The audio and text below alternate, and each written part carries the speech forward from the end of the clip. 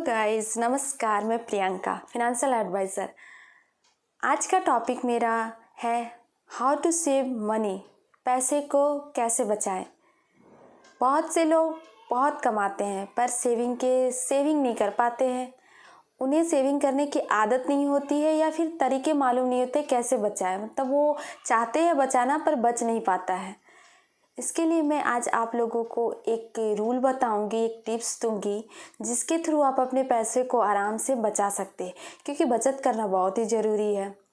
तो पैसे को बचाने से हमारे फ्यूचर जो है सिक्योर होता है। तो आज मैं उसी टॉपिक के बारे में आप लोग को बताने वाली हूँ।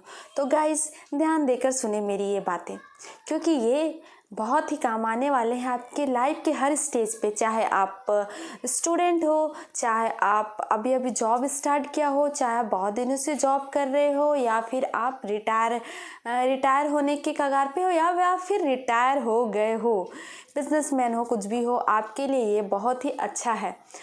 आपको इससे एक के तरीका आएगा जिससे आप पैसे को बचा सकते हो। तो आज का मैं अपना जो विषय है उससे स्टार्ट करती हूँ कि हम पैसे को कैसे बचाएं।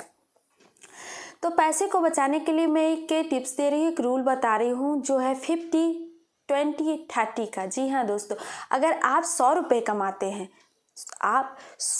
कमाते हैं तो आपको 50 रुपये अपने एक्सपेंसेस के लिए, जितने भी एक्सपेंसेस हैं ना, आपके जितने भी खर्च है ना घर के, वो उसमें से 50 रुपये खर्च के लिए रखना चाहिए दोस्तों। ये नहीं कि सारा पैसा हम अपने खर्च कर दे। 50 रुपये जैसे हाउस होल्ड खर्च हो गया, ग्रॉसरी की प्रोडक्ट हो गई, या फिर बच्चे के एजुकेशन के लिए जो भी निकालना है, उनकी ट्यूशन फी के लिए, वो हो गया उसमें। अगर EMI चुका रहे हैं तो वो भी हो गया उसमें। बाकी जितने भी खर्च आते हैं, मेडिसिन वगैरह लेना है, सब वो 50 रुपीज़ के अंदर आ जाता है। मतलब कि आप 100 रुपये कमा रहे हैं तो 50 रुपीज़ अपने एक्सपेंसेस खर्च के लिए निकाल दिया जाए। जो भी खर्च है वो उसमें 50 रुपये में ही आपको करना है। बाकी के 20 रुपये आपको रखना है अपने शौक को पूरा करने के लिए। मतलब कि आप वीकेंड में कहीं खाने जाते हैं, या आपको कहीं घूमने जाना है, टूर जाना है, या फिर कुछ और भी हॉबी हो सकती है आपको जिससे पूरा करना है। अब ये आप पे डिपेंड करता है, आप वो 20 रुपये में आप वीकली कर पाते हो, मंथली कर पाते हो, क्वार्टरली कर पाते हो, या हाफ ईयरली कर पाते हो, या ईयरली। वो आपको अपने हिसाब से बनाना होगा। कोई दोस्तों, ये जरूरी नहीं कि हम दूसरे को देख के करें कि वे वीकेंड पे बाहर जा रहे तो हम भी जाए। हमें वो देखने कि हम वो 20 रुपये जो बचाया है हमने, वो 20 रुपये से मुझे क्या होने वाला है, क्या मैं वीकेंड पे से खर्च कर सकता हूँ या नहीं।